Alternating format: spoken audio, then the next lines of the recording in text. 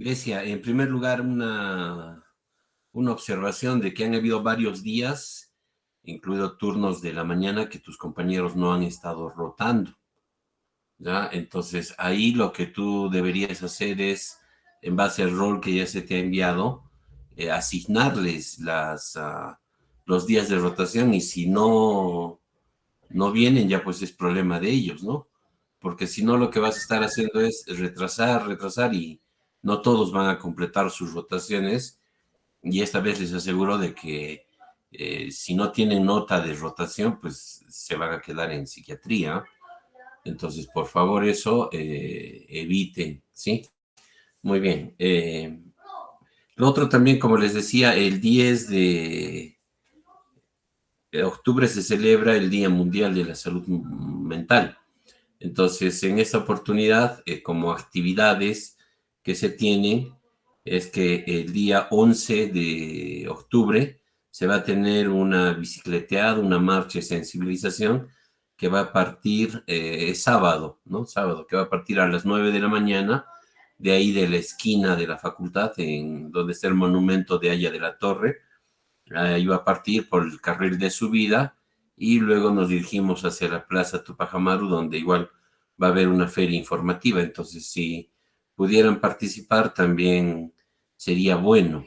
La forma como se les ha pedido que vayan es, primero, los que tienen bicicleta lo pueden hacer en bicicleta, se van a registrar y van a participar de un sorteo de bicicletas y otros premios. O sea, el que va con bicicleta se inscribe y puede participar, como les digo, en el sorteo, ¿no? De los premios. Lo otro es de que si no tienen bicicleta o les resulta más incómodo, igual pueden ir a pie, ¿no? Vamos a ir caminando todo un grupo, entonces vamos a estar ahí sensibilizando sobre la importancia del cuidado de la salud mental. Y bueno, igual, si es que van, de todas maneras se les va a ver el hecho de bonificar, ¿no? Su participación, ¿no? Ahora, ¿qué más? El día 24 va a haber una actividad sobre salud mental, igual me parece que va a ser en el Paraninfo, ya les estaré comunicando. Si desean también pueden asistir, va a haber una serie de ponencias que se van a dar respecto a los últimos avances en salud mental, entonces pueden asistir a eso también, ¿no? Muy bien, entonces, lo otro, ¿cómo está Grecia de las visitas al hogar de la Madre Teresa de Calcuta? ¿Se están reportando? ¿Te están reportando quiénes están yendo? Doctor, a lo que me dijeron es que la hermana, o sea, les firma y les manda un formato para que se hagan firmar sus asistencias por grupo. Sí, pero están asistiendo, ¿ya te han alcanzado a alguien? No, el primer grupo, no, todavía no. Pero mira, ya son más de 2 meses ya que estamos comenzando con esto, entonces ya debieron haber terminado sus visitas, Mm, entonces Sí, doctor, ya les asigna a cada grupo también sus fechas, todo. ya, muy bien, entonces ojalá que se cumpla, ¿sí? Muy bien, entonces continuamos con nuestro tema. Hoy día vamos a hablar sobre los trastornos de ansiedad, ¿no? Entonces, cuando hablamos de ansiedad, lo primero que hay que entender es que la ansiedad es una emoción, ¿no? Ustedes han visto la película de Pixar y lo han representado con un dibujito bastante curioso de color naranja, ¿no? Que surge cuando eh, tenemos incertidumbre, cuando estamos atemorizados o cuando no podemos manejar la situación adecuadamente, ¿no? Entonces, la ansiedad de por sí ya es una emoción. Ahora, las emociones pueden ser intensas, pero son pasajeras. Entonces, la ansiedad pasa una vez que el evento o digamos, el fenómeno que lo desencadena, pues cesa, ¿no? Ahora, si esta ansiedad persiste más allá del tiempo, se puede convertir en un síntoma, ¿no? El síntoma de ansiedad. Y si esto ya perjudica, digamos, el desarrollo habitual de la persona, estaríamos hablando ya de un trastorno, ¿no? Entonces, un trastorno de ansiedad es aquel en el que va a estar presente la ansiedad, pero que ya afecta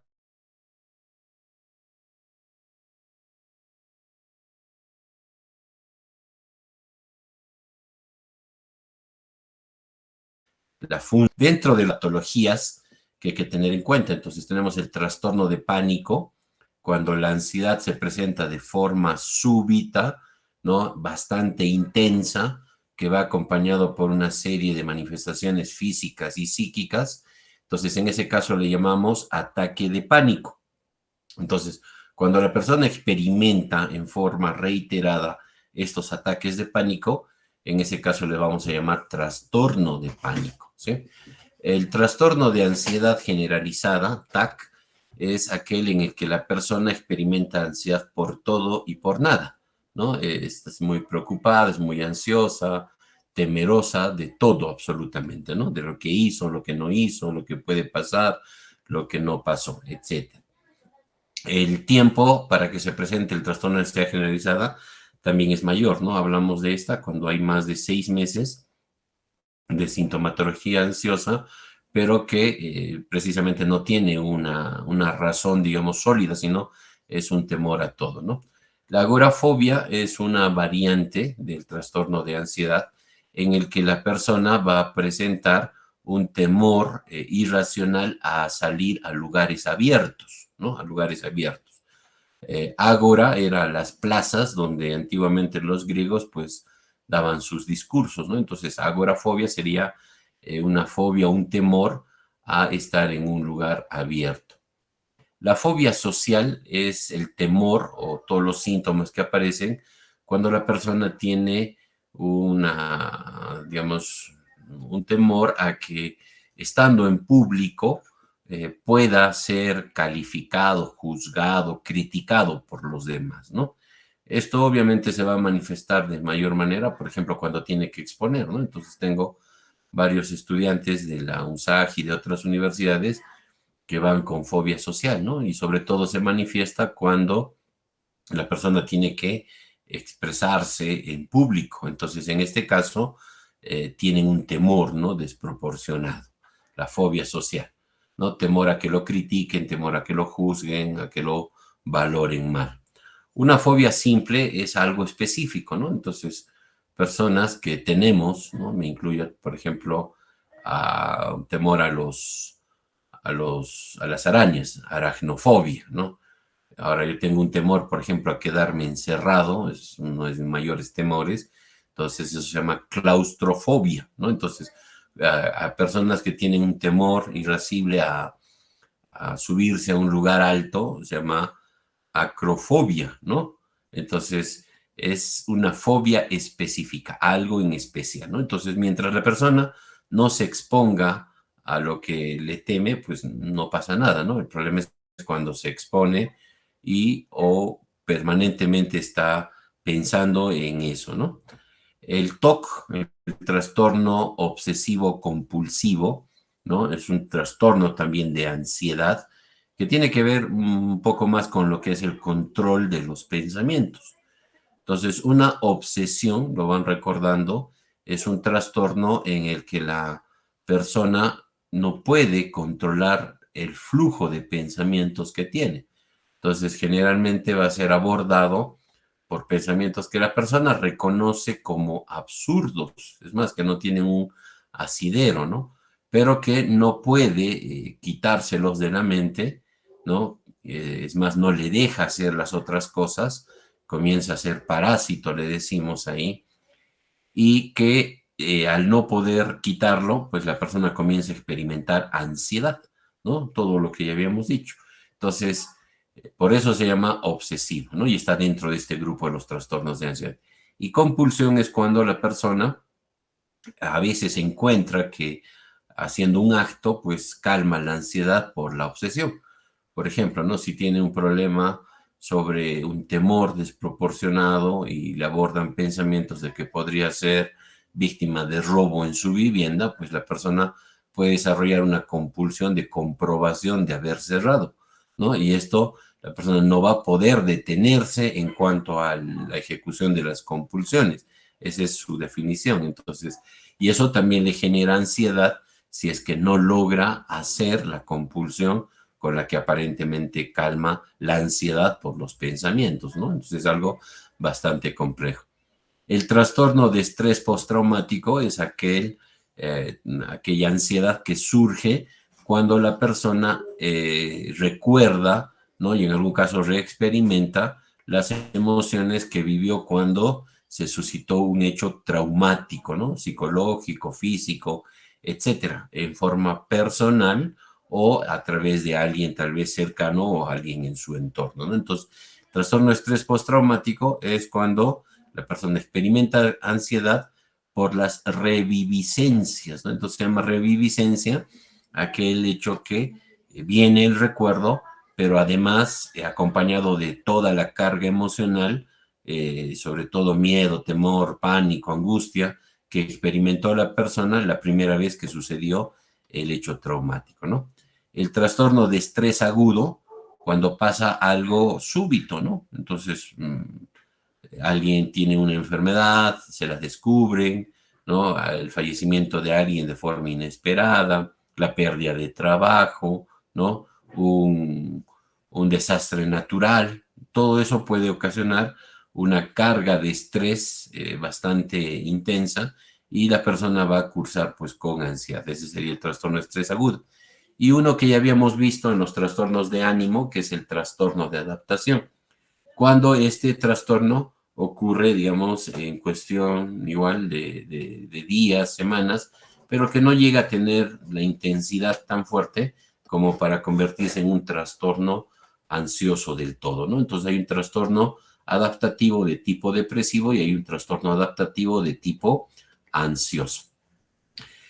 Todos los trastornos de ansiedad van a cursar con angustia, ¿no? Angustia.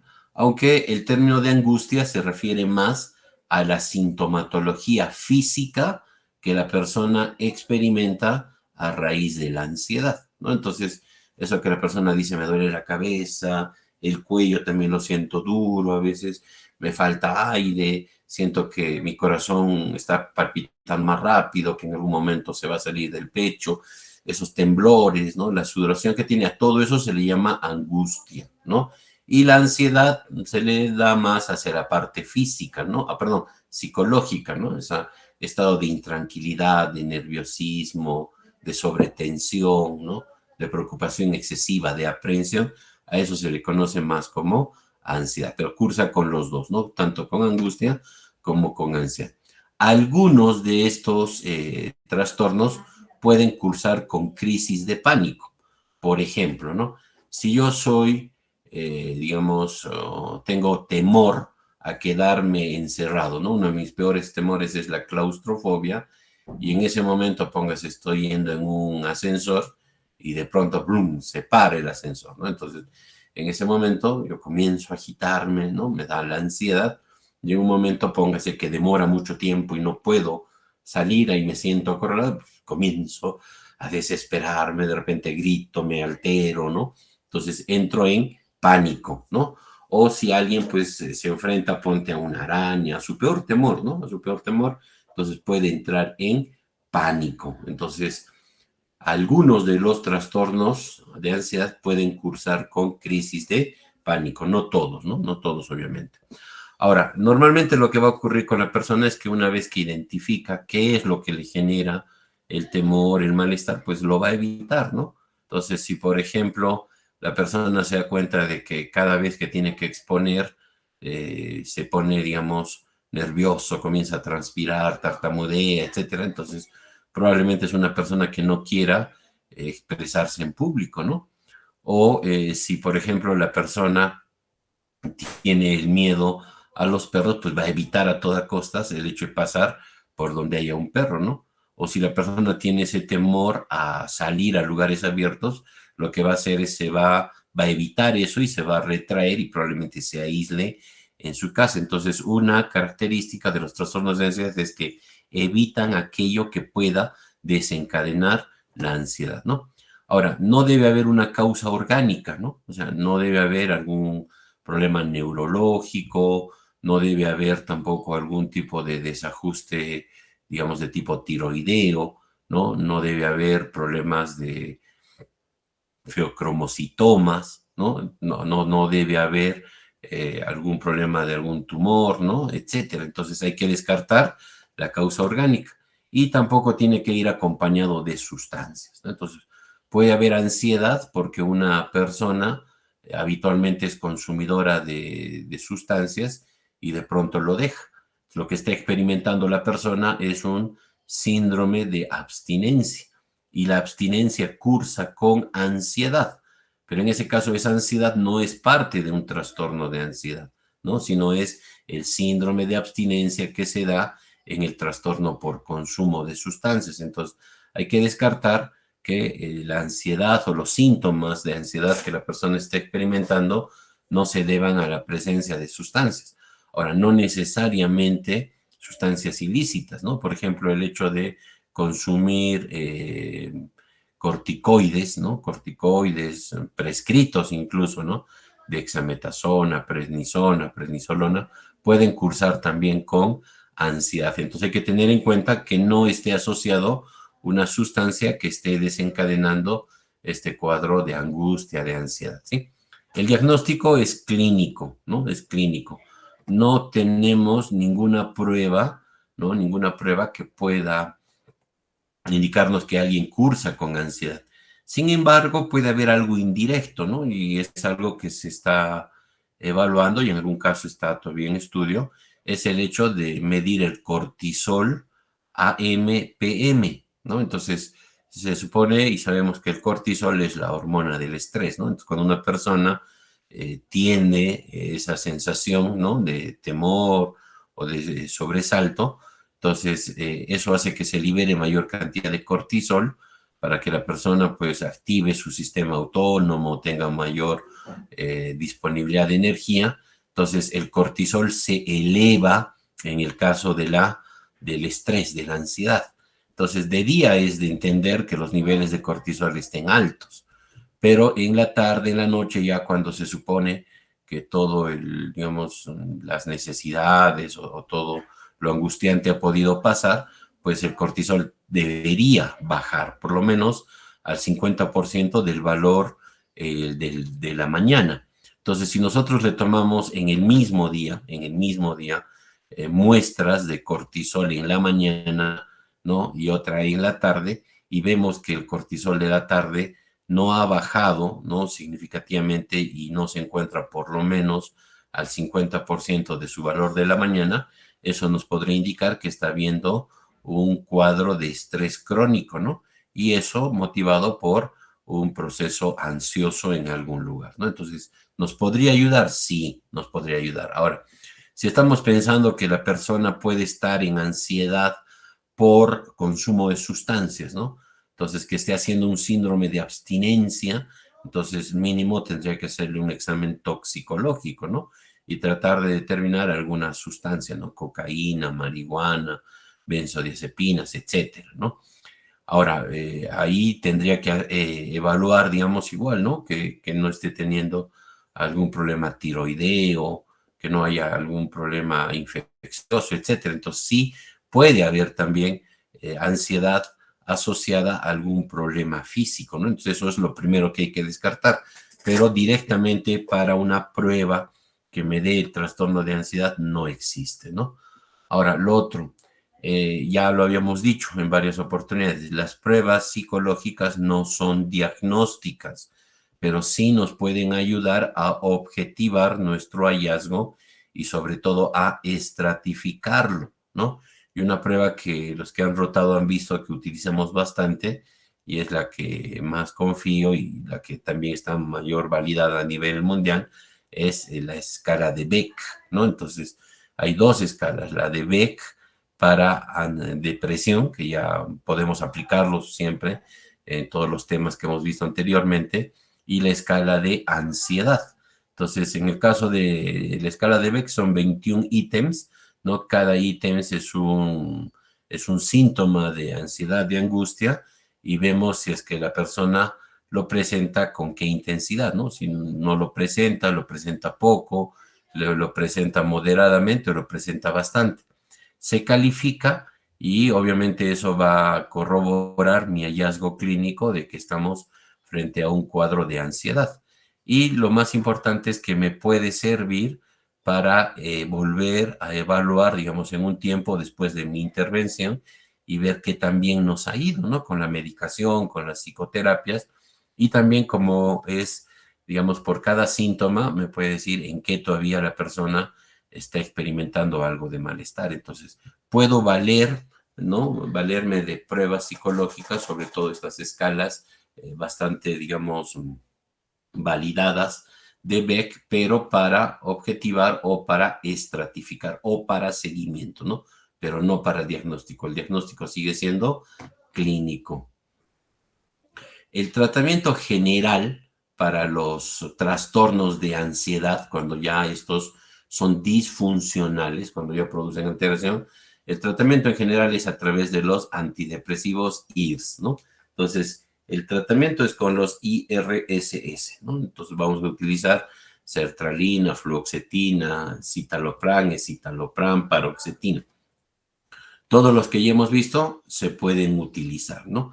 La diferencia es de que la dosis que se va a requerir es mucho más alta, ¿ya? Entonces, por ejemplo, una persona podríamos mejorar su sintomatología depresiva con 1 o 2 tabletas, digamos, del antidepresivo, ¿no? En cambio, en la ansiedad generalmente vamos a subir a dosis mucho más, ¿no? Entre 3, 4 tabletas recién estamos notando, digamos, su efecto, ¿no? De controlar la ansiedad. Entonces, bastante alta.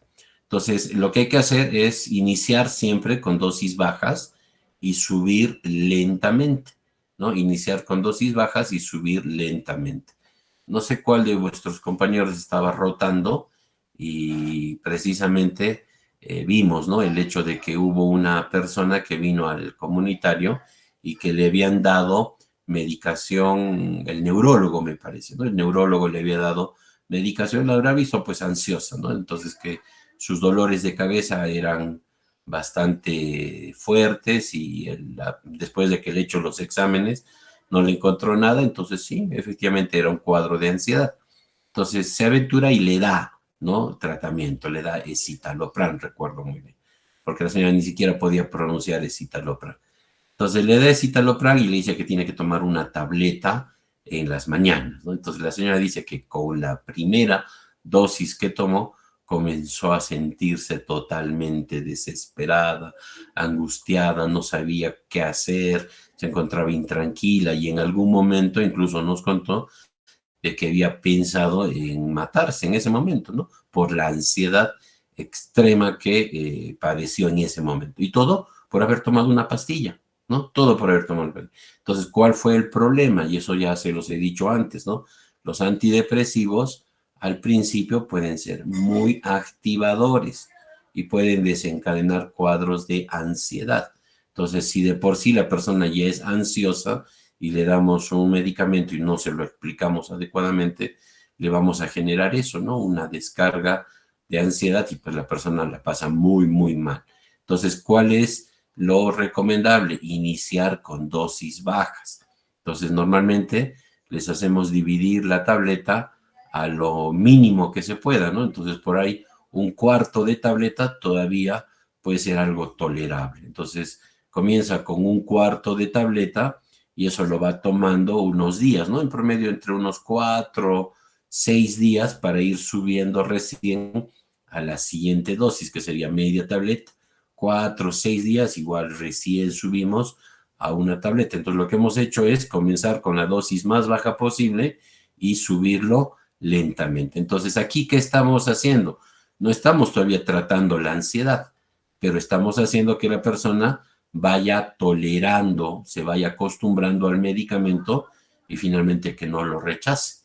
Entonces, los que también ya han rotado han visto que casi siempre a los que les comenzamos medicación, los citamos en unos 15 días, ¿no? Porque antes de eso no se va a ver ningún tipo de efecto, entonces no tendría sentido que yo a alguien cite a la semana, salvo que sea un caso, digamos, de depresión con ideación suicida activa para ir poco regulando, pero en todos los demás casos no tiene sentido citarle antes de las 2 semanas. Entonces, cuando viene a las 2 semanas y ha estado tomando, por ejemplo, un cuarto de tableta, 6 días, ¿no? Subió al día 12 a media tableta, el día 13 ya está tomando una tableta, el día 14 está tomando una tableta Y cuando viene te dice, no, doctor, mire, la verdad, yo no he sentido casi nada con la medicación. Sí, era eso lo que esperábamos, ¿no? Lo único que queríamos en este momento era de que usted se adaptara, ¿no? Tolerara la medicación y sí, lo ha tolerado muy bien y ahora sí vamos a comenzar a contar el tiempo porque en unas 2 semanas en promedio usted va a estar mucho mejor, ¿no? En 4 semanas va a estar mucho, mucho más activa, mejor. Entonces, ya hemos tolerado eso, ¿no? La idea es ganar ese hecho, porque si no, la persona, como en este caso, que les conté que a uno de vuestros compañeros vio, esa persona, por ejemplo, dice, nunca más, doctor, es citalopram, nunca, nunca más, nunca en la vida es citalopram, ¿no? Entonces, ahí, por ejemplo, hemos perdido una herramienta terapéutica bastante importante, ¿no? Y todo por haber iniciado una dosis no de manera adecuada, ¿no? Muy bien. La otra forma como tratamos los trastornos de ansiedad es con benzodiazepinas. Entonces viene una persona, diagnostico que es un trastorno de ansiedad, sé que el tratamiento es con los antidepresivos, pero también sé que esto va a comenzar, se le va a dar dosis bajas, se va a subir lentamente y no le va a hacer nada de efecto.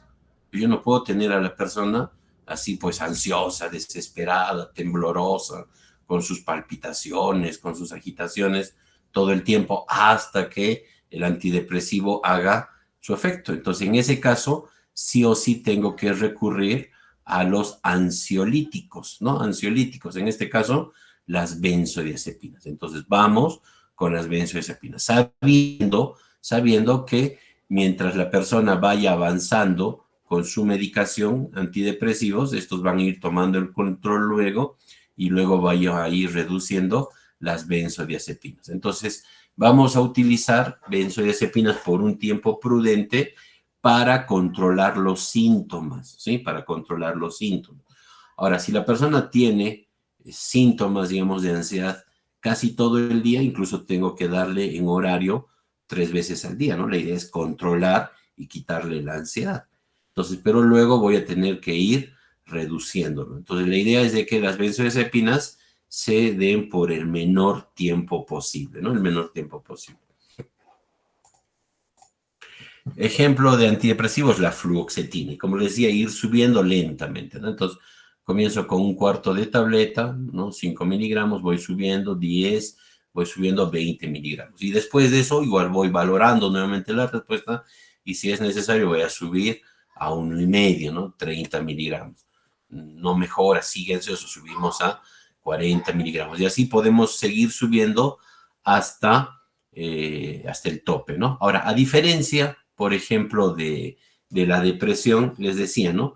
Si es que yo estoy manejando a una persona con un medicamento, sertralina, y la persona me dice, no sé qué, sigo igual, no mejoro, mi estado de ánimo sigue bajo, estoy decaído. Entonces le digo, ya, vamos a subir la sertralina de 2 a 3 tabletas, ¿no? Y al cabo de un tiempo viene la persona y me dice, ¿sé qué? No, no estoy mejorando para nada, ¿no? No siento igual, desgano, desánimo. Entonces ahí les dije, no, es muy probable que si con 3 tabletas no haya respondido, es poco probable que con 4 sí lo haga, ¿no? Entonces ahí mejor la idea sería rotar a otro antidepresivo. Pero en el caso de los trastornos de ansiedad, no. Entonces, si con 3 tabletas, digamos, no calma la ansiedad, sí o sí tengo que ir y subir hasta 4 tabletas como mínimo para recién decir, oye, no nos va, ¿no? No nos va. Y ahí de repente podamos potenciar el ansiolítico con otra cosa, ¿no? Entonces, se va subiendo paulatinamente, ¿no? Y en el caso de las benzodiazepinas es todo lo contrario, ¿no? Es comenzar a cubrir, ¿no? Los síntomas con benzodiazepinas, pero luego ir retirándolo hasta finalmente suprimirlo, ¿no? En el caso de estos trastornos, ¿no? El trastorno de pánico, ¿no? El trastorno de ansiedad generalizada, el trastorno por agorafobia, ¿no? La fobia social, el TOC y el TEP pueden cursar con lo que se llaman crisis de pánico, ¿no? Entonces ya les decía hace un momento, es diferente un trastorno de pánico que una crisis de pánico. Entonces, una crisis de pánico no es un trastorno, es un síntoma, ¿no? Entonces, es un síntoma la crisis de pánico. También le llaman a algunos ataque de pánico, ¿no? No hay problema, es lo mismo, ¿no? Crisis de pánico, ataque de pánico. Otros le llaman también ataques de angustia o crisis de angustia por la sintomatología física que tiene, ¿no? Otros también le llaman ataque de ansiedad o crisis de ansiedad, no hay problema. Todos esos es lo mismo, ¿no? Entonces, a lo que nos referimos es de que se va a presentar de forma súbita, ¿no? Que rápidamente va a alcanzar el mayor nivel de malestar, ¿no? Y que va a ir acompañado de un miedo intenso y de ansiedad intensa. Entonces, una crisis de pánico, recuérdenlo así, una crisis de pánico, ¿no? Crisis de pánico, ataque de pánico, crisis de ansiedad, ataque de ansiedad, crisis de angustia, ataque de angustia, como quieran llamarle, todos estos se caracterizan, que es lo mismo, se caracterizan por un inicio súbito, de un momento a otro, ¿no? Que alcanza el máximo malestar en menos de 10 minutos, o sea, es bastante agudo y que cursa con un miedo extremo y con una ansiedad muy intensa, ¿no? Y alguna de las cosas que vamos a observar en los ataques de pánico va a ser palpitaciones, ¿no? Entonces la persona se da cuenta, siente, ¿no? Que su corazón está palpitando muy rápido, puede haber dificultad respiratoria, ¿no? A veces va a haber dolor precordial o presión precordial, la persona se va a sentir mareada, van a haber procesos de hiperhidrosis, sudoración profusa y puede haber en algunos casos cuadros de despersonalización, ¿no? Como la persona se bloquea y no puede hacer nada más, ¿no? Entonces es muy intenso, esa es la característica de la crisis de pánico, ¿no? Son muy intensos. En este caso, ¿qué tengo que hacer cuando llega una persona en una crisis de pánico? Entonces, tengo que darle tratamiento sintomático, ¿no? Y el tratamiento sintomático va a ser a través de las benzodiazepinas. O sea, si llega una persona al hospital, llega al consultorio, ¿no? Y se le nota totalmente agitado, que no puede respirar, dice que el pecho le duele, ¿no? Entonces, que esto ha comenzado de un momento a otro y que tiene mucho miedo, mucha angustia, ¿no? Entonces, ahí lo que hay que hacer es calmar rápidamente esos síntomas y para eso vamos a utilizar benzodiazepinas. Ahora, las benzodiazepinas puede ser por vía oral, pero el problema, ustedes saben, es todo el tiempo pues de la absorción, distribución, metabolismo, entonces va a demorar, ¿no? Entonces, pues no vamos a poder esperar ese tiempo. Entonces, ¿qué hacemos? Podemos utilizar la vía sublingual, que es bastante útil. Entonces, podemos darle benzodiazepinas de forma sublingual, ¿no? Uno de los que ya les he dicho que es el que más utilizamos, por ejemplo, es el clonazepam de 0,25 en formulación sublingual, ¿no? La marca más conocida, más accesible es Satrix SL, ¿no? Entonces, una tableta, ¿no? Debajo de la lengua, entonces en cuestión de 15 o 20 minutos como máximo, pues, va a serenar a la persona, pero además en ese momento habría que ayudarle con respiración, ¿no? O lo otro tendría que ser una vía endovenosa, ¿no? Por ejemplo, diazepam lento, diluido, ¿no? Lo que vamos a hacer es relajar a la persona, ¿no? La vamos a sedar tal vez un poco. Otro podría ser midazolam, ¿no? También bastante útil, que incluso va a llevar a la persona a un estado de somnolencia, ¿no? Entonces, tenemos lorazepam, alprazolam, midazolam. Lo más sencillo que vamos a encontrar en todos sitios, diazepam.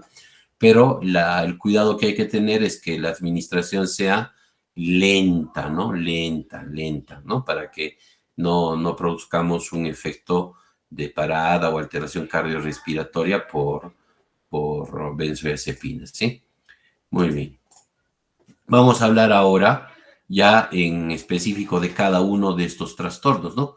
Hasta el otro hemos hablado sobre la parte general, ¿no? La parte general de todos los trastornos de ansiedad. Ahora vamos a hablar sobre los trastornos en forma específica. Trastorno de ansiedad generalizada, ¿no? Entonces, ¿qué ocurre? La persona permanentemente está ansiosa, permanentemente está preocupada por todo y va a comenzar a evitar todo aquello que le genere la ansiedad, ¿no? Todo aquello que le genere ansiedad va a evitar. Por ejemplo, ya no sale, ¿no? Ya no ve noticias, ya no sale en el bus, ¿no? Ha escuchado desde que hay muchos accidentes de tránsito, ya no quiere salir a la calle, etcétera, ¿no? Y está con ese pensamiento todo el tiempo de que algo malo va a pasar. Todo el tiempo, algo malo va a pasar, algo malo va. ¿Por qué no llega mi hijo? Algo malo va a pasar, ¿no?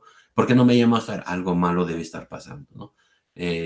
¿Por qué han demorado en algo? Algo malo está pasando. Entonces, todo el tiempo está con temor a que algo malo pase, ¿no? Entonces, es un miedo a todo, le tiene miedo a todo y en específico a nada, ¿no? Entonces, miedo por todo y miedo por nada. Y una característica verbal que encontramos en los que tienen ansiedad generalizada es que la mayoría de sus frases comienzan con y si, ¿no? Y si llega tarde, y si me pasa un accidente, ¿no? Y si no encuentro un espacio, ¿no? Y si me llaman la atención, y si no expongo bien, entonces todo el tiempo están con ese easy, ¿no? Entonces, eso es característico de los que tienen trastorno de ansiedad. Se les nota todo el tiempo con el easy. Ahora, en el caso del trastorno de ansiedad, como es un trastorno que es frecuente en el tiempo, no es muy común que hagan crisis de pánico, ¿no? Porque todo el tiempo está con esa expectación ansiosa. ¿Cuál es el tratamiento para las personas que van con un trastorno de ansiedad generalizada? Si en ese momento la persona está angustiada, benzodiazepinas para controlar el síntoma, ¿no? Pero para el tratamiento de base tienen que ser los IRS, ¿no? Entonces tenemos que recurrir a los IRS de base, ¿no? Solo para la sintomatología ansiosa le damos las benzodiazepinas, ¿no? Pero su tratamiento básicamente es con los IRS. Ahora, les decía, ¿no? ¿Qué es la agorafobia? La agorafobia es el temor a estar en espacios abiertos, ¿no? Estar en espacios abiertos. Ahora, no necesariamente es porque es un espacio grande, abierto, sino porque generalmente las personas con agorafobia alguna vez han experimentado una crisis de pánico y en ese momento tal vez no había alguien que pueda ayudarlos. Entonces la persona en ese momento valora eso, ¿no? Si yo salgo a un lugar, ¿no? Donde no hay personas, un lugar abierto, y si me da un ataque de pánico, nadie me va a poder ayudar. O incluso, ¿no? Podría ser que sí salgan, pónganse a un centro comercial, pero igual sigue siendo agorafobia porque la persona piensa de que si le da el ataque de pánico entre tantos desconocidos, nadie le va a poder ayudar. Entonces ahí vamos a tener eso, ¿no? Que la agorafobia es sobre todo estar en un lugar donde no pueda recibir ayuda, ¿no? Y eso va a ser principalmente los lugares abiertos, ¿sí? Entonces, es un miedo a no poder recibir ayuda si es que presenta un ataque de pánico. Entonces, por tanto, si mi temor es a que si salgo y no hay nadie que me ayude, mejor no salgo, estoy más seguro en mi casa, ¿no? Entonces, de ahí que no salen o no salen solos, ¿no? Se puede dar también, como les decía, en algunas situaciones, por ejemplo, donde hay donde mucha gente, ¿no? Donde hay espacios cerrados, espacios muy abiertos, el campo, puentes, diferentes lugares, pero la idea es de que la persona va a tener el temor a que no pueda recibir ayuda si es que se presenta un episodio de pánico, ¿no? Ahora, existe lo que se llama el trastorno de ansiedad con agorafobia y hay otro que es el trastorno de ansiedad sin agorafobia. Entonces, generalmente es eso, ¿no? Una persona que ya ha experimentado situaciones de angustia, de pánico varias veces, entonces tiende a, primero, formar un trastorno de ansiedad o trastorno de pánico. Pero si además a eso se le acompaña el hecho de no querer salir solo, ¿no? Por ese temor, entonces ahí hablamos de un trastorno de ansiedad más agorafobia, ¿no?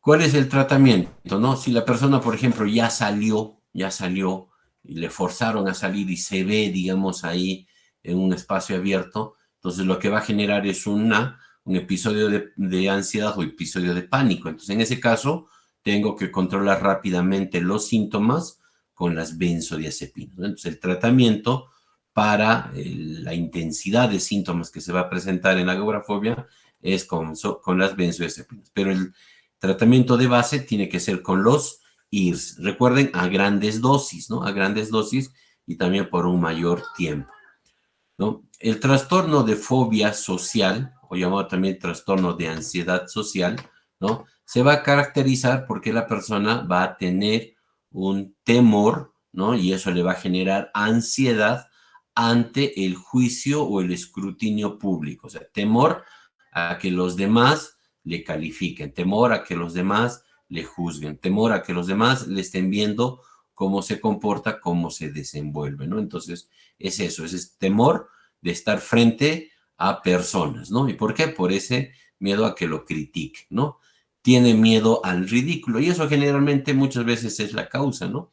Es que un niño, póngase, generalmente desde muy niños, han pasado una situación vergonzosa donde se han reído a alguien y pues le ha quedado ese aprendizaje, ¿no? Entonces va a comenzar a tener miedo a que cuando se presente en público pueda hacer el ridículo, ¿no? Entonces, eso hay que tenerlo en cuenta, ¿no? Ahora, ¿en qué caso se va a manifestar? Por ejemplo, en presentaciones, cuando tienen que exponer, en exámenes orales, cuando dan, ¿no?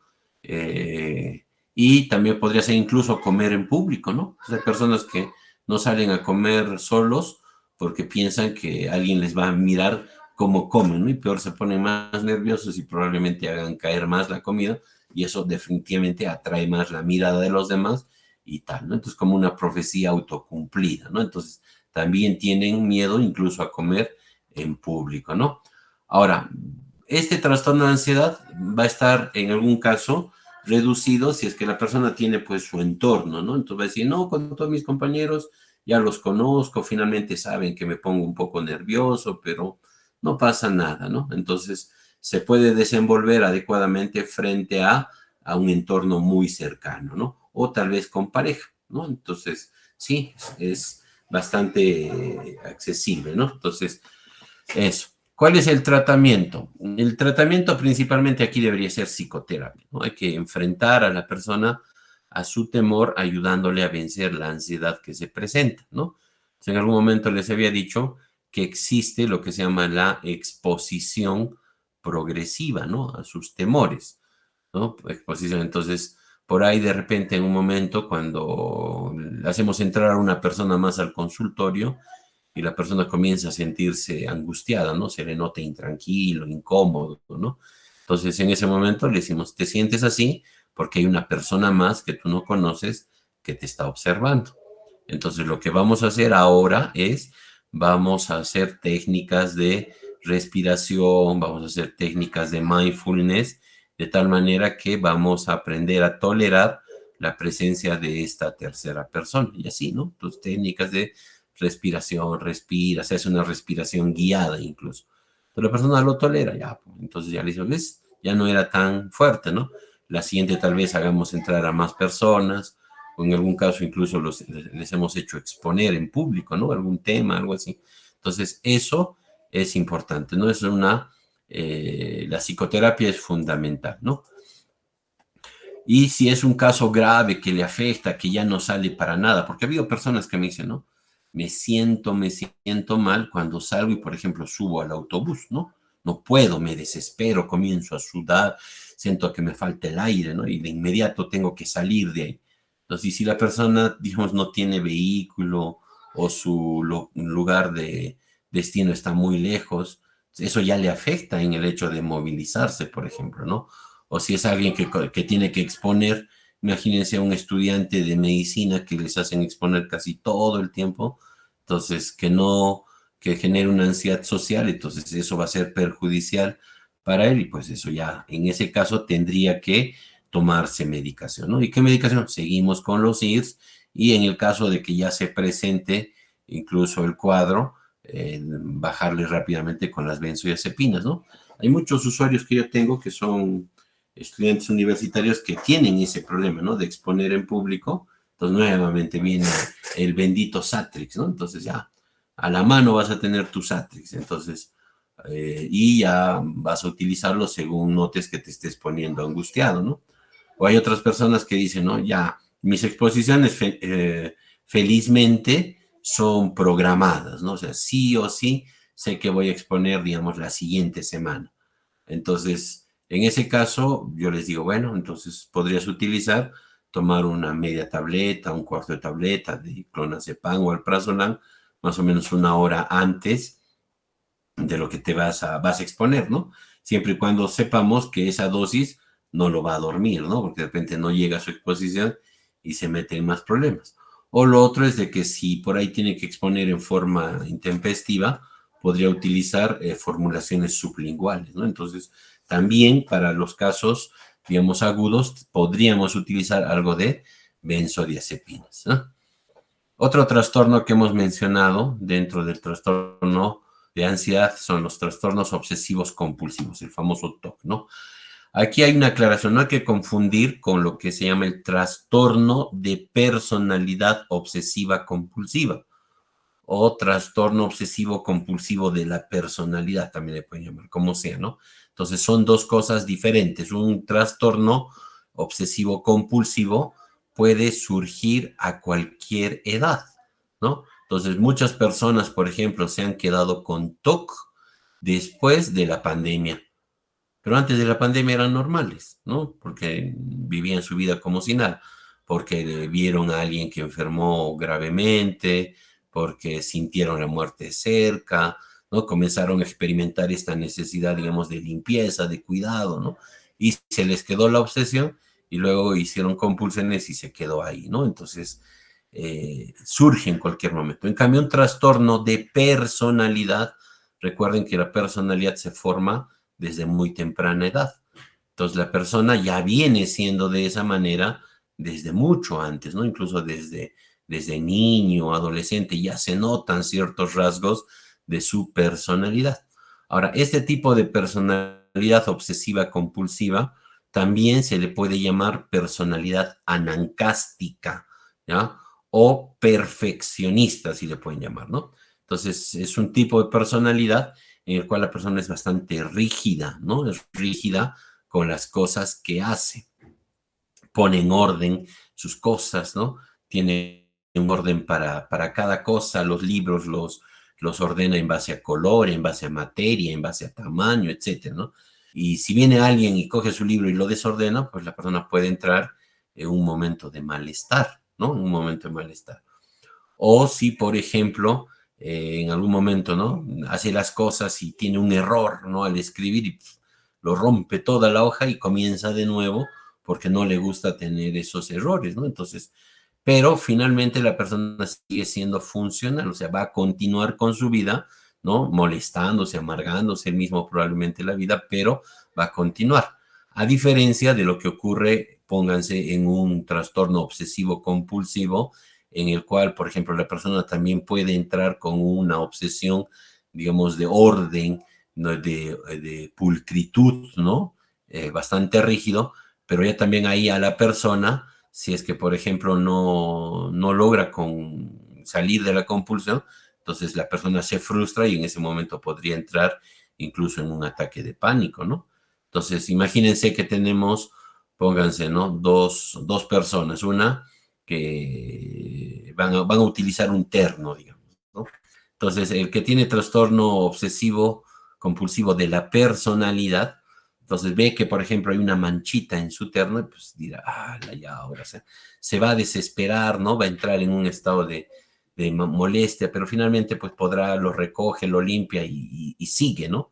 Pero obviamente se va a molestar. En cambio, el trastorno obsesivo compulsivo, por ejemplo, no, pues no iría, no se viste, se frustra, se queda paralizado ahí, ¿no? ¿Por qué? Porque es mucho más fuerte, mucho más intenso y mucho más disfuncional. Y como les decía, surge, ¿no? No es que la persona forma su personalidad con esos rasgos, ¿no? Entonces hay que tener en cuenta que es diferente el TOC del trastorno de personalidad obsesiva compulsiva, ¿no? Entonces, para no confundirnos tanto con esto, hay otros nombres, les decía, ¿no? La personalidad perfeccionista o llamada también personalidad anancástica, ¿no? Y les doy una mala noticia, bueno, de repente buena, ¿no? Para que algunos se entiendan, ¿no? La mayoría de los que estudian medicina tienden a tener este tipo de personalidad obsesivo-compulsivo, ¿no? De alguna manera, también eso les permite ser consecuentes con sus estudios, ¿no? En el caso del TOC, ¿no? Ya decíamos, ¿qué es TOC? Es obsesión más compulsión, ¿no? Trastorno de obsesiones más compulsión. ¿Qué es una obsesión?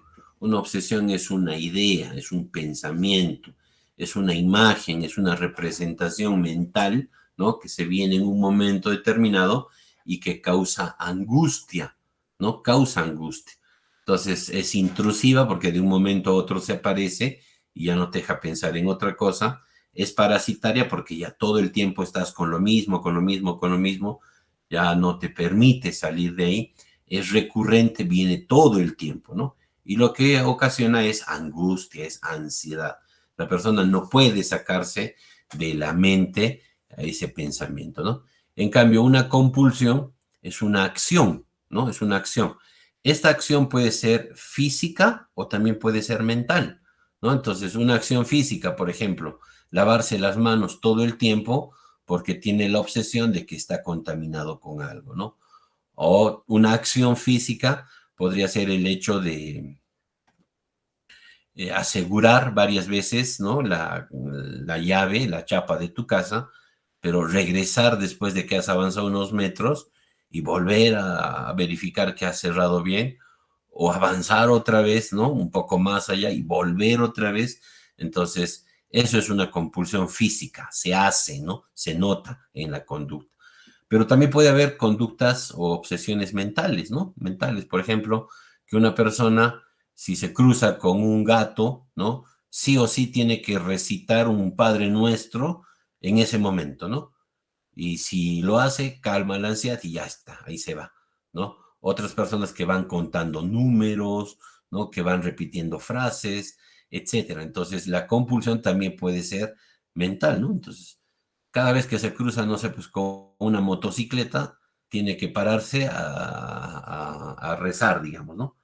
Entonces, y va por una vía donde hay muchas motocicletas, en todo el rato tiene que pararse a rezar. Entonces, eso le va a producir también un malestar.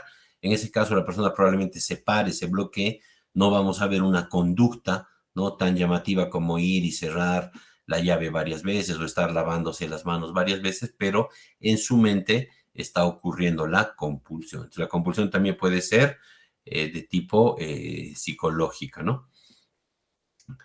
Ya, en el caso de las obsesiones, también hay que tener en cuenta que muchas veces son pensamientos de autoevaluación, ¿no? Muchos de ustedes que ya han estado rotando han escuchado que hay pacientes que dicen, ¿no? Escucho una voz en mi cabeza, ¿no? Que me habla, que me dice, ¿no? ¿Y qué te dicen? No, es que muchas veces me descalifican, me dicen que soy inútil, etcétera. Entonces, eso más que una alucinación viene a ser probablemente el hecho de verbalizar su pensamiento. Entonces la persona probablemente está todo el tiempo con esa idea de que no es suficiente, no es capaz, y eso luego se transforma en un pensamiento recurrente. En algunos casos sí, se puede verbalizar, entonces la persona lo escucha, ¿no? Entonces eso no es que la persona esté psicótica, eso no es una psicosis, ¿no? Es una obsesión, ¿no? Se ha verbalizado en ese momento o como su voz interior, pero no es psicótica. Pero sí pero sí, eso también hay que tenerlo en cuenta, que un trastorno obsesivo compulsivo puede llegar a psicosis, ¿no? Sobre todo si es que no realiza las compulsiones que normalmente suele hacer para disipar, ¿no? Entonces, en el caso de TOC no hacen crisis de pánico porque lo viven constantemente, ¿no? En el caso de las obsesiones hay de todo tipo, ¿no? La más frecuente es la obsesión de contaminación. Entonces, no me voy a enfermar, he encontrado algo, no puedo, tal, ¿no? Me voy a ensuciar, me voy a contaminar, y si contraigo una enfermedad, y si contamino a los demás, entonces todo el tiempo está pensando en que no debe tocar las cosas, ¿no? Entonces había un tiempo que se reforzaba, ¿no? Cuando, por ejemplo, en pandemia te decían, no toques las perillas, abre con el brazo, empuja, en todo tipo había puertas de tipo vaivén para evitar precisamente el hecho de tocar. Entonces, ¿qué ocurre? Las personas con eso han reforzado pues esa obsesión sobre la contaminación, ¿no? ¿Y cuál es la compulsión más frecuente? La limpieza, ¿no? Limpiar, desinfectar, ¿no? Algo que yo veía bastante en pandemia era pues el lavado de manos, ¿no? Todo el tiempo estaban que se lavaba las manos, ¿no? 20 veces, 30 veces. se dañaban las manos, porque ya la piel también por el agua pues era bastante dañino, ¿no? Pero ha habido casos en el que la persona decía, no, el agua y el alcohol es insuficiente, sigo contaminado, se lavaban con alcohol, ¿no? Yo he visto personas que se lavaban con lejía, ¿no? Después había otra que alguna vez intentó, felizmente la controlaron, que quería lavarse con ácido las manos, ¿no? Porque sentía que todavía estaba contaminada. Entonces, puede llevar a ese tipo de situaciones el hecho de querer y tener que realizar la compulsión sí o sí, ¿no? Entonces, por eso les decía que en algún caso puede psicotizar, porque la persona ya no está pensando pues racionalmente, ya está fuera de sí y eso se convierte en un cuadro psicótico, ¿no? Entonces puede haber obsesiones sobre duda, ¿no? Y si no cerré bien la llave del gas, y si las ventanas no las junté, ¿no? Y si no puse la chapa, ¿no? Y si no dejé la comida al perro, no sé, duda. Entonces, ¿qué hace la persona? Vuelve a corroborar de que sí lo ha hecho, ¿no? Entonces, el problema es de que avanza un poco, pues, regresa otra vez y comienza a hacerlo nuevamente, ¿no? Entonces, le quita tiempo, ¿no? Le quita tiempo. Puede haber obsesiones sobre que algo va a pasar, ¿no? Y si pasa esto, si pasa aquello, ¿no? No debo pasar por una zona donde haya cierta cosa, ¿no? Porque me va a pasar algo mal. Hay uno que es bastante frecuente, es que cuando caminan, por ejemplo, en ambientes donde hay piso mayólico, ¿no? O cerámico, algunos han visto de que pisar las junturas, ¿no? De las mayólicas les puede pasar algo. Entonces, ¿qué hacen las personas? Caminan fijándose de que no pisen, digamos, la unión, ¿no? Pero a eso les distrae porque, por ejemplo, ya no pueden caminar libremente conversando con alguien, ¿no? Entonces tienen que estar más cuidadosos, ¿no? Y si ponte pisaran, pues pueden realizar una compulsión de regresar. He visto personas que dan 3 saltitos atrás, uno adelante para seguir avanzando, ¿no? Entonces, o cualquier otra compulsión, ¿no? Entonces, y no hay una regla de que a una obsesión sí o sí se le corresponda una compulsión. Puede ser cualquier pensamiento obsesivo y finalmente también cualquier conducta compulsiva, ¿no? Entonces, eso. Sin embargo, los más comunes son estas que les decía, ¿no? De contaminación y de duda. Ahora, puede haber un trastorno solo por obsesión, y es un trastorno de pensamientos obsesivos, así le llaman, ¿no? O puede haber un trastorno solo por compulsiones, ¿no? Entonces, un trastorno impulsivo, compulsivo. Entonces, puede haber solos, ¿no? No necesariamente van juntos. ¿Cuál es el tratamiento? ¿Ya? El tratamiento son las benzodiazepinas cuando la persona ya está en crisis, pero ya cuando es un trastorno, digamos, que afecta mucho son los IRSS, ¿no? Los IRS. Incluso hay uno, a eso sí lo pueden anotar, mucho mejor que los IRS para tratar el TOC.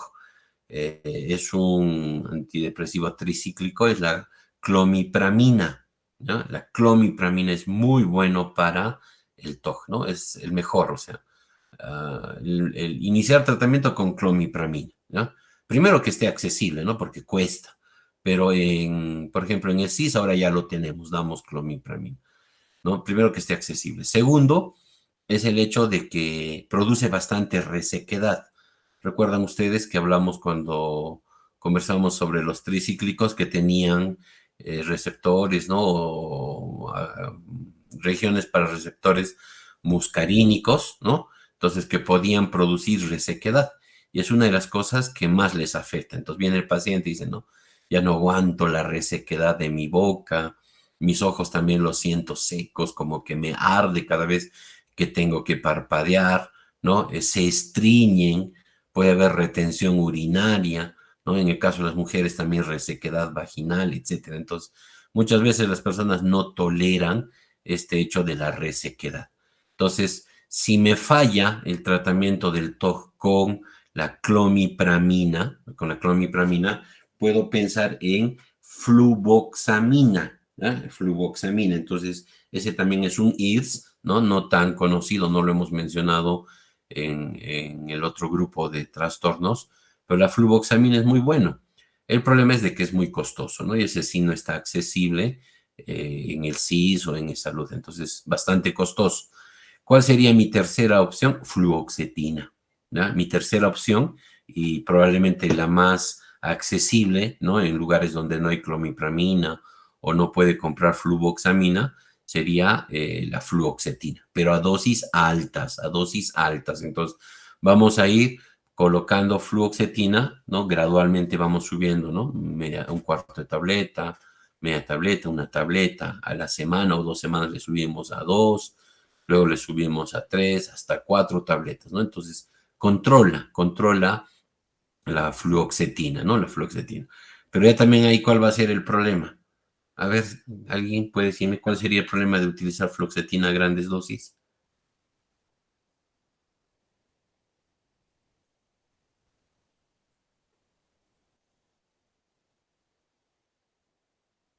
Exacto, ¿no? O sea, a esa dosis, pucha, lo vas a secar, ¿no? O sea, le vas a poner como tronco seco que aunque lo rieguen no brota. Entonces sí, va a ser lamentable. Y muchas veces en el caso de las personas, la sexualidad pues es algo bastante importante, ¿no? Lo otro que también podría pasar, Julio, es de que tengan problemas de inapetencia, ¿no? Entonces, a mayor dosis también produce mayor hiporexia, ¿no? Pero por lo demás, pues las personas lo llevan bien, ¿no? Entonces, tengo justo una paciente con TOC, no sé si alguien ha rotado, es una chiquita Lisbeth que está en colegio, que igual, ¿no? Su pensamiento obsesivo es igual de comprobación, de limpieza, y ahora le estoy manejando con 3 fluoxetinas, ¿no? Está mucho mejor. Ahora, cuando el problema es de las obsesiones, o sea, dice, ya logro controlar un poco las compulsiones, ya no estoy tan desesperada por lavarme la mano, ¿no? Pero todo el tiempo me está viniendo el pensamiento y no me lo quito. Ahí, por ejemplo, podríamos ayudarnos con antipsicóticos, ¿no? Entonces, los antipsicóticos, sobre todo los atípicos, como la risperidona, quetiapina o lanzapina, me pueden ayudar bastante para ayudar a reducir las obsesiones, ¿no? Sobre todo cuando viene más con el problema de obsesiones, ¿no? Muy bien. Trastorno de estrés postraumático, ¿no? El TEP. Entonces, en el caso del TEP, tiene que haber sí o sí un evento gatillante. O sea, nadie tiene estrés postraumático si nunca ha vivido un trauma, ¿no? Un trauma psicológico. Entonces, tiene que haber un evento gatillante. Y la característica del TEP es la reexperimentación, ¿no? También se le llama reviviscencia, ¿no? O en inglés lo van a encontrar como flashback, ¿no? Entonces, esa es la característica del trastorno de estrés postraumático, ¿no? Las reviviscencias, las reexperimentaciones, ¿no? Y en ese caso va a estar a través de recuerdos, de pesadillas que se van a manifestar y la persona va a cursar con gran ansiedad en ese momento, ¿no?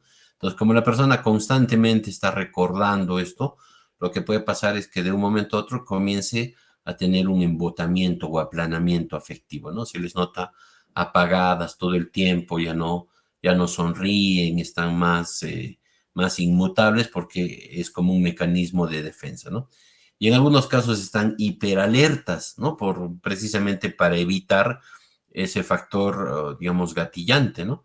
Entonces, yo tenía una paciente allá en el comunitario, ¿no? E incluso pues de buen nivel sociocultural, era abogada la chica, y la cosa es de que no sé cómo así, bueno, aunque sí sé, ¿no? Generalmente la chica también era un trastorno límite de la personalidad y los límites tienden a emparejarse con trastornos narcisistas o antisociales. Y esta chica, abogada, se había juntado con uno que era pues un narcisista de esos, ¿no? Y le había llevado en la moto, tenía una buena moto, indica, ¿no? Entonces iba con casco y en una de esas una discusión y el pata le empuja a la chica de la moto, siempre en pleno viaje, no se hace una maniobra y de tal manera que la chica se cae, ¿no? Entonces ha estado en el hospital un tiempo, ha tenido algunas lesiones de consideración y ahora el problema es, me dice, ¿no? Cada vez que estoy en algún lugar y escucho el ruido de la moto, ¿no? Ahí entra en una crisis de pánico única, ¿no? Entonces, en ese caso, sí o sí tenemos que medicarla, ¿no? Sí o sí tenemos que medicarla. Ahora, en el caso de los trastornos de estrés postraumático, hay que medicarlos porque no sabemos en qué momento va a venir un recuerdo o en qué momento va a venir una pesadilla. Y si la persona, digamos, reexperimenta el trauma, pues lo va a pasar muy mal, ¿no? Entonces, mejor hay que cubrir a la persona con medicación. Entonces, están más alertas a lo que pueda pasar y eso pues obviamente los va a sobresaltar, ¿no? Y por tanto igual van a evitar situaciones, ¿no? Entonces definitivamente no van a ir por donde haya motos, ¿no? Ahora otro que, por ejemplo, ha sufrido algún tipo de accidente, ¿no? Entonces va a evitar viajar en auto, etcétera. Van a evitar al máximo, digamos, el exponerse nuevamente a algo que pudiera desencadenar, ¿no? Y aquí lo que hay que ver es el tiempo en el que el efecto gatillante produce los síntomas, ¿no? Si tenemos que la persona recuerda, tiene pesadillas, tiene las reviviscencias, ¿no? Pero esto es menos de 4 semanas, vamos a hablar de que eso es un trastorno de estrés agudo, ¿no? Un trastorno de reacción al estrés agudo, ¿ya? Entonces, si lo que ha pasado, ¿no? Ponte, le han asaltado con arma de fuego, ¿no? Y lo ha pasado muy mal, se asustó demasiado, etcétera. Entonces, lo recuerda, pero eso que le preocupa o que le viene, digamos, como ansiedad, es menos de un mes de lo que ha pasado el evento. Entonces, ahí vamos a hablar que ese es un trastorno de estrés agudo. Pero si dura más de 4 meses, perdón, de 4 semanas, ¿no? Hasta 6 meses aproximadamente, vamos a hablar de un trastorno de estrés postraumático, ¿no? Entonces, y si dura más de 6 semanas, es un TEP crónico, ¿no? TEP crónico. Pero el límite sería un mes, ¿no? Menos de un mes por un factor traumático, estrés agudo, ¿no? Más de un mes, estrés postraumático, ¿no? Contando desde el evento, ¿no? Desde el evento en el que se da. El tratamiento para el caso del estrés agudo, ¿no? Lo mejor sería por ahí algo de psicoterapia y si ya entra con sintomatología muy intensa, benzodiazepinas, ¿no?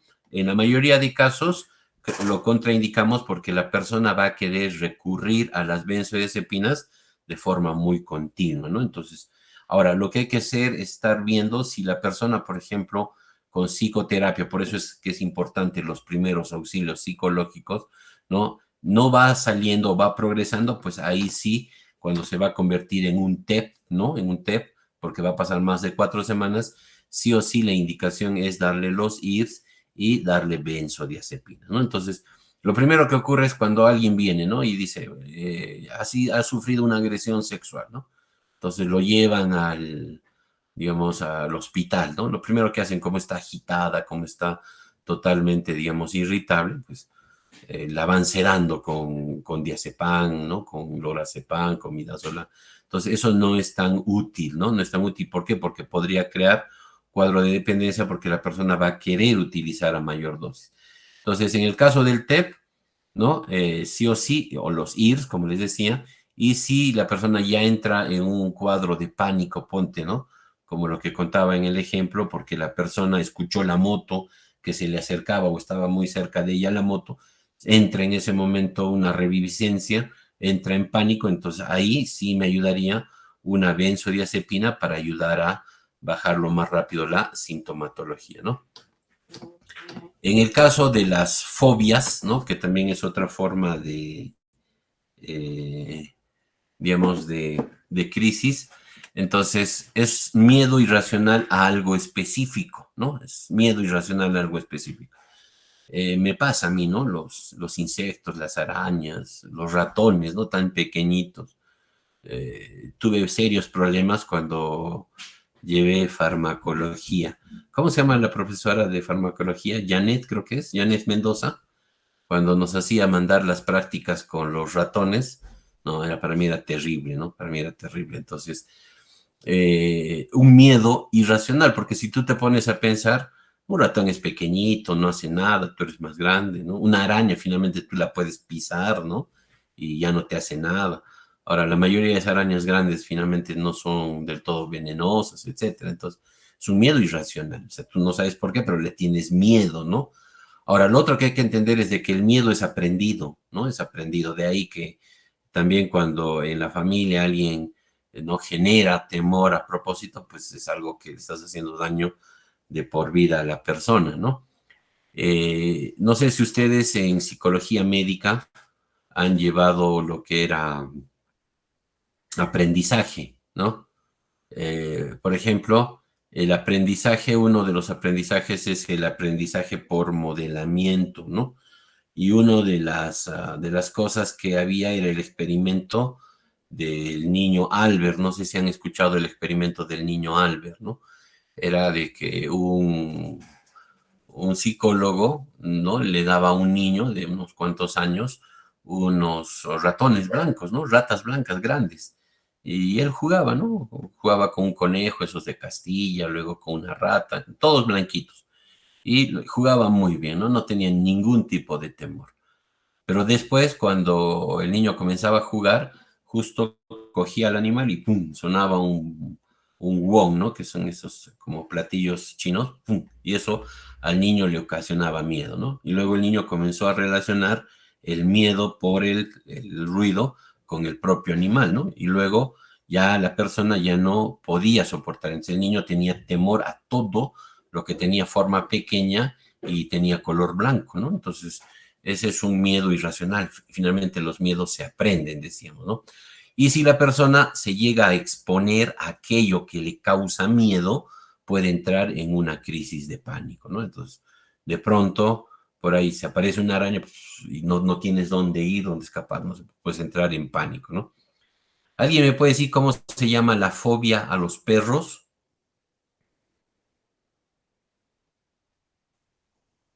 Van a buscar por ahí. Sinofobia, doctor. Eso se llama la sinofobia, ¿no? La sinofobia. Muy bien. Entonces, por tanto, la persona lo que va a hacer es evitar, ¿no? Evitar a los que, a lo que le tiene miedo, pues, ¿no? No va a ir donde hayan ascensores, no va a subir a zonas altas, ¿no? Muy bien. ¿Cuál es el tratamiento? El tratamiento es psicoterapéutico, ¿no? No le damos medicación, salvo que la persona ya esté en crisis de pánico, ¿no? Entonces, el tratamiento es psicoterapia. Y existe una técnica especial que se llama la desensibilización o exposición progresiva, ¿no? Desensibilización progresiva. Entonces, tengo, por ejemplo, a alguien que le tiene miedo al perro. Entonces, lo primero que le muestro es una figurita de Droopy, digamos, ¿no? Al perrito. Entonces, la persona, ves, tolera, de repente siente, hasta puede haber a aquellos que sientan temor por eso, ¿no? Entonces, ya, vamos viendo. Respira, tranquilo, tolera, mira, no hace nada, ¿no? Después ya le muestro una figura de un cachorrito, digamos, ¿no? Después la siguiente le consigo un cachorro un perrito en peluche, digamos, ¿no? Cógelo, tal, lo va agarrando. Después en una próxima le doy un perrito, un cachorrito pequeñito, ¿no? Y de repente de ahí uno más grandecito. Entonces, progresivamente lo estamos exponiendo a su temor, pero estamos controlando también la ansiedad que tiene. Entonces, eso es más psicoterapéutico, ¿no? Ahora, ¿en qué caso, por ejemplo, se puede confundir una fobia con un trastorno de estrés postraumático, ¿no? El estrés postraumático sí o sí tiene que haber una reexperimentación, ¿no? Entonces, ahora, ¿en qué caso se puede confundir una fobia específica con un trastorno de pánico? Que el trastorno de pánico se presenta sin un gatillante, ¿no? Por ejemplo, por ahí un recuerdo. En cambio, una fobia social es cuando la persona fobia simple, cuando la persona se expone a lo que le tiene miedo, ¿no? Entonces, eso, igual, sigue siendo tratamiento psicoterapéutico, ¿no? Muy bien. Hasta aquí, ¿alguna pregunta en trastornos de ansiedad? Dinos, Julio.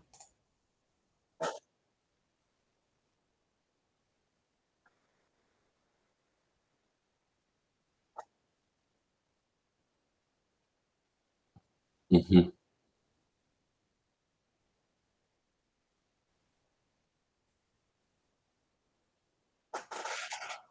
Sí, es similar, pero aquí lo que va a depender, sí o sí, Julio, es el hecho de que la persona haga psicoterapia. Porque finalmente, si te has visto en todo, hay una causa que generalmente está asociado al aprendizaje, ¿no? Por ejemplo, aquella persona que tiene miedo a que cuando sale a algún lugar, la gente lo va a ver, lo va a calificar, lo va a juzgar. Entonces, la idea es de que ahí hay un miedo a algo. Entonces, si eso nosotros logramos controlar con la psicoterapia, lo más probable es que el tratamiento sea también menor. O si se hace una buena terapia de exposición, digamos, progresiva y control de la respuesta, en el caso de una fobia específica, la persona va a tolerar, entonces la medicación también se va a retirar tal vez más antes, ¿no? Entonces, pero la idea es de que aprenda a controlar ese es su temor. Ahora, hay muchas personas que todo el tiempo dependen de la medicación porque no hacen una adecuada psicoterapia. Pero igual, en promedio son unos 6 meses, ¿no? En promedio son. Ahora, lo otro que también hay que tener en cuenta es que, por ejemplo, ¿no? Si tú tienes una persona que es ansiedad generalizada, que le tiene miedo a todo y a nada, entonces esa persona todo el tiempo vive, como habíamos dicho, en una expectación constante, ¿no? En una angustia, en un sobresalto. Esa persona, tú le comienzas a hacer psicoterapia a priori, no te va a entender nada, ¿no? Entonces la persona va a estar, digamos, perdida, igual va a seguir ansiosa. Entonces, en ese caso, ¿qué es? Incluso primero la medicación, que se tranquilice un tiempo, ¿no? Un mes, un par de meses, y de ahí entras full con psicoterapia. Entonces, ¿por qué? Porque no le va a resultar la terapia porque es una persona muy ansiosa, ¿no? Ahora, además también de los tratamientos estos con, digamos, medicamentos, también hay ahora último, ¿no? Bastantes extractos ayurvédicos que se utilizan. Hay uno que está bastante estudiado y hay evidencia, por ejemplo, es este famoso extracto de ashwagandha, ¿no? Pasiflora es otro, ¿no? Entonces, valeriana también, y ayudan bastante en reducir la ansiedad, ¿no? Entonces, podría intentarse eso en algunos casos en el que la persona no quiera tomar medicación, entonces vamos con estos extractos, hacemos psicoterapia y si no, ya pues caballero, siempre hay que ponerle en la idea de que si estamos llegando a usar medicación es precisamente porque la ansiedad es más alta, ¿no? Entonces, puedes usar eso. También, ¿qué se puede utilizar? Se puede utilizar, por ejemplo, estimulación magnética transcraneal también para reducir la ansiedad en las personas, ¿no? Entonces, hay muchos efectos, pero lo básico es psicoterapia. La psicoterapia va a marcar cuánto tiempo de tratamiento la persona va a llevar, ¿no? Mejor psicoterapia, menos tiempo en el uso de la medicación. Finalmente, tú le controlas los síntomas. La persona está más serena, más tranquila, hace una buena psicoterapia, ¿no? Aprende a controlar digamos, sus emociones, vence sus temores, etcétera. Entonces, probablemente el psicólogo me dice, no, ya está mejor, está tranquilo, mire, ya lo he expuesto, ¿no? Ya ha logrado exponer en su clase y ya está bien, ¿no? Ya, entonces vamos retirando, a pesar de que no hayamos llegado a los 6 meses, ¿no? Pero, como te digo, en promedio también las psicoterapias pues no son muy seguidas, ¿no? Entonces, es un estimado de 6 meses en promedio, Julio. Muy bien, ¿alguien más tiene alguna pregunta?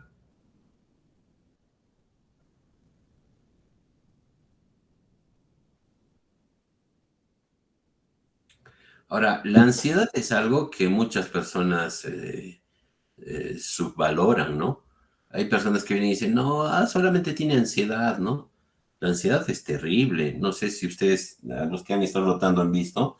Hay personas que vienen con una serie de malestares. La ansiedad les afecta totalmente, ¿no? O sea, es vivir en suspenso, en incertidumbre todo el tiempo. Es algo bastante angustiante, ¿no? Es algo que te afecta, ¿no? Ahora, por ejemplo, a título personal, yo he visto mayor cantidad de muertes por suicidio en personas ansiosas que en personas depresivas, ¿no? Bueno, de repente es lo que me ha tocado, pero yo he visto, digamos, casos más llamativos, todo, en personas con mayor ansiedad, sobre todo mayores, ¿no? Y cuando les da de mayor la ansiedad es mucho más difícil también de controlar. Ahora, lo otro, ¿con qué más van a controlar la ansiedad? Y eso de verdad es importante, actividad física. Intenten que las personas hagan actividad física, sobre todo relajante, ¿no? Entonces, eso también ayuda a que la persona de por sí ya libere tensión, tenga una forma de disipar, digamos, también la angustia, incluso hasta cardiovascularmente le va a ayudar, ¿no? Entonces, eso. ¿Ya? Muy bien, jóvenes, entonces Vamos avanzando con las rotaciones, no se olviden, cuidado que luego les venzan las rotaciones. Me pide el doctor Hugo la lista, yo le voy a entregar sin nota a los que no han rotado. Y si no rotan, no perjudiquen. Grecia, no postergues a alguien que no ha venido a rotar, ¿no? Lamentablemente él tendrá ya que ver en qué momento viene, en la tarde, o los días que vaya yo a Calca, tendrá que acompañarme, no sé. Pero ya no estés postergando porque eso vas a perjudicar en bloque, en cadena a todos los demás, ¿sí? Sigan con lo que es las visitas, por favor, al centro, al hogar de la Madre Teresa, ¿ya? ¿Qué más? Ojalá que puedan participar en la bicicleteada, vayan tomando sus tiempos. Es el día sábado 11 de octubre, sale a las 9 de la mañana de ahí de la esquina del Colegio Médico hacia la Plaza Tupac Amaru. Lo otro también, más o menos, yo considero que desde el 5 de octubre pueden ir lanzando ya vuestras publicaciones en redes sociales sobre la importancia de la salud mental, ¿no? El cuidado de la salud mental. Entonces, igual, Grecia, que te pasen los enlaces y también lo vas verificando, ¿no? Que vayan avanzando. Dinos, Edson. Doctor, buenas noches. Disculpe una consulta sobre los viajes a Calca. Quería consultar si las personas que estamos adelantando le podemos acompañar. ¿Cuántas personas podrían ir? Sí, no hay ningún problema. Por ejemplo, este día lunes que viene, lunes 6 me parece que es, ¿no es cierto? Voy a estar MT en Calca todo el día. Entonces, si quieren pueden acompañarme, ¿no? Ahí. Y bueno, obviamente tienen que ver sus pasajes, su alimentación de ese día, ¿no? Entonces, a ver, espérenme un segundito, ¿qué día tengo?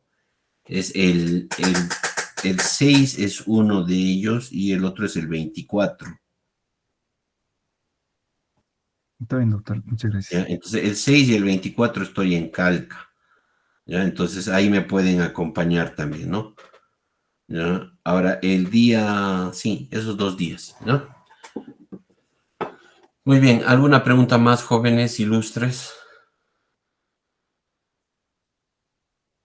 Nada. Muy bien, ya nos vemos. Sí, ojalá que la siguiente clase pueda ser, pues, a lo menos presencial, ¿no? Para volver a verlos, algo así. Hasta ya sea podrido, ¿no? Lo que les tenía reservado por el día del estudiante, pero ya, pues ni modo. Por lo menos algo haremos. Ya, cuídense, jóvenes. Nos vemos. Un abrazo. Que Dios los bendiga. Tengan un buen fin de semana, ¿no? Chao, chao.